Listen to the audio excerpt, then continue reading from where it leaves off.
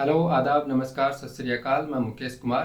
दोस्तों, यूपी के अंदर सुल्तानपुर में एक एनकाउंटर होता है और यह जो एनकाउंटर है, जो यूपी की पुलिस है और जो यूपी एसटीएफ की जो टीम होती है, वह ये एनकाउंटर को अंजाम देती है। अब जो इस एनकाउंटर की तस्वीरें सोशल मीडिया पर आती है और जो परिवार है जिनके बेटे का एनकाउंटर हुआ है, उसके परिवार वालों ने जो सवाल उठाए हैं एनकाउंटर पर और यूपी एसटीएफ की जो थ्योरी है इस एनकाउंटर को लेकर, अब वह सवालों के घेरे में आ गए हैं। मंगेश यादव एनकाउंटर पर सवाल उठ रहे हैं, परिवार एनकाउंटर को फर्जी बता रहा है और सीबीआई की जांच की भी वो मांग कर रहा है। वही एनकाउंटर पर यूपी एसटीएफ की थ्योरी पर भी उंगली उठ रही है। लोग सवाल पूछ रहे हैं कि आखिर कैसे कोई बिना बुलेट प्रूफ जैकेट के और चप्पल में, स्लीपर्स में किन परिस्थितियों में यह मुठभेड़ की जा सकती है। तो आज की अपनी स्टोरी यही है। वीडियो पसंद आए तो वीडियो को लाइक कीजिएगा, चैनल को सब्सक्राइब जरूर कीजिएगा। तो चलिए स्टोरी में आगे बढ़ते हैं। दोस्तों, सुल्तानपुर में एक लाख के इनामी बदमाश मंगेश यादव के एनकाउंटर पर सवाल उठ रहे हैं। सवालों के घेरे में यूपी पुलिस और यूपी एसटीएफ है और जो थ्योरी इन्होंने दी है कि मंगेश यादव के परिवार और एसटीएफ की कहानी में बिल्कुल भी मेल नहीं खाता है। परिवार जो है वह एनकाउंटर को फर्जी बता रहा है, वहीं एनकाउंटर के तरीके पर भी परिवार की तरफ से सवाल खड़े किए जा रहे हैं और धीरे धीरे इसमें पॉलिटिक्स भी होने लग गई है। अखिलेश यादव और राहुल गांधी ने इस एनकाउंटर को खुलकर इसका विरोध किया है। तो अब कुछ फैक्ट्स हैं जिनको हम समझने का प्रयास करते हैं कि इस कहानी में क्या सच्चाई है। मंगेश के परिवार की या फिर एसटीएफ की जो भी सच्चाई है वह आज इस वीडियो में मैं आपको बताने वाला हूं।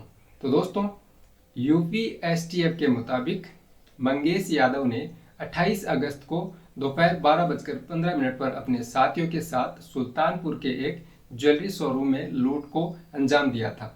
वहीं मंगेश के परिवार वालों का दावा है कि जो यूपी एसटीएफ है वह झूठ बोल रही है और परिजन यह दावा कर रहे हैं कि 28 अगस्त को सुबह 10 बजे से लेकर दोपहर 2 बजे तक मंगेश है वह अपनी बहन के साथ था, क्योंकि उस दिन वह बहन के साथ स्कूल में गया हुआ था और वहां पर उसको फीस जमा करवानी थी। तो ऐसे में वह लूटपाट की घटना में कैसे शामिल हो सकता है, यानी कि एक ही व्यक्ति एक ही समय पर दो अलग अलग जगहों पर कैसे हो सकता है। वही एसटीएफ यह कहती है कि एनकाउंटर के वक्त मंगेश के पास से महंगे महंगे ब्रांडेड कपड़े और जो ट्रॉली बैग होता है वह मिला है। बाइक भी उसके पास थी, साथ ही उसके पास से महंगी पिस्टल भी बरामद हुई है, यानी कि उसके पास से जो ब्रांडेड सामान है वह मिला है और उसकी बाइक उसके पास से मिली है। अब इस बात को मंगेश के परिवार वालों ने काउंटर किया है और बताते हैं कि मंगेश की जो बहन है वह बताती है कि परिवार इतना गरीब है, इनका वो कहाँ से ब्रांडेड कपड़े लेंगे, घर में आप बाइक तो छोड़िए साइकिल तक नहीं है।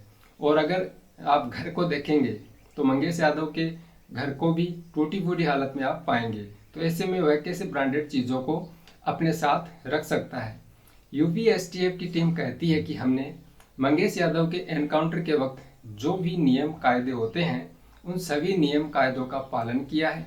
जैसे कि मान लीजिए बुलेट प्रूफ जैकेट होती है, तो इन सब चीज़ों का हमने पालन किया है। लेकिन एनकाउंटर की साइट की एक फोटो है, वो सोशल मीडिया पर पूरी तरह से वायरल हो जाती है, जिसमें एसटीएफ अफसर और उनके जो साथी होते हैं वह चप्पल पहने हुए नजर आते हैं। उनके पास कोई बुलेट प्रूफ जैकेट भी नहीं दिखाई देती है। इसके अलावा यूपी एसटीएफ का यह भी कहना है कि मंगेश के पास से हमने 7.65 mm की पिस्तौल और 315 बोर का एक देसी कट्टा भी बरामद किया है। तो ऐसे में अब सवाल ये उठता है कि फिर भी पुलिस वालों ने बुलेट प्रूफ जैकेट क्यों नहीं पहनी। क्या मंगेश पर भरोसा था कि वह गोली नहीं चलाएगा या फिर कुछ और ही वजह थी।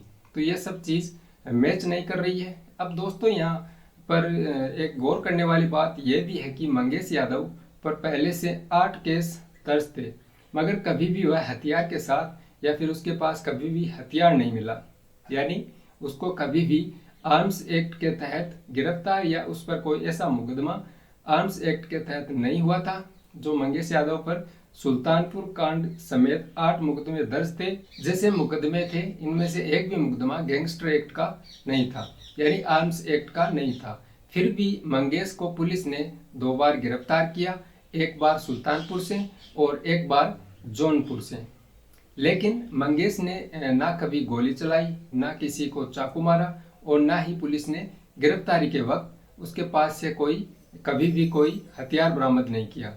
लेकिन एनकाउंटर वाले दिन एकाएक उसके पास जो देसी कट्टा है और जो पिस्टल है वह बता रहे हैं वह कैसे आ गए।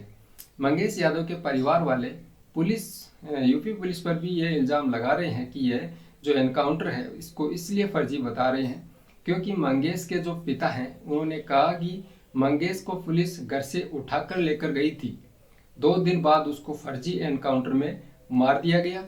यहाँ पर मंगेश के पिताजी बताते हैं कि अगर किसी के बेटे ने कोई लूटपाट की हो तो वह आराम से घर पर आकर कैसे सो सकता है, वह कहीं भागने की कोशिश जरूर करता है। जबकि पुलिस ने बाकायदा उसको अपने घर से गिरफ्तार किया, उठाकर ले गई एक तरीके से, और जो 2 दिन बाद उसको एक फर्जी एनकाउंटर में मार दिया गया। इस तरह का आरोप मंगेश के यादव के पिताजी राकेश यादव ने लगाए हैं।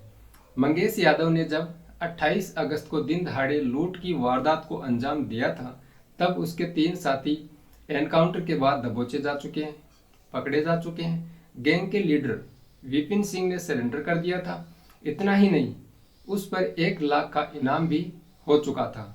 तो फिर वह घर में क्यों आराम कर रहा था, यानी कि वह घर से भाग क्यों नहीं गया। इस पर बहन कहती है कि भाई को कुछ पता नहीं था, वह सोच रहा था कि जब कुछ किया ही नहीं तो घर से क्यों भागे। सुल्तानपुर में लूट की घटना को अंजाम देने के 2 दिन के बाद पुलिस ने 3 बदमाशों को, जिसमें पुष्पेंद्र सिंह, त्रिभुवन, गौरी और सचिन सिंह को 1 सितंबर को एनकाउंटर में पुलिस के द्वारा घायल करके गिरफ्तार किया जाता है।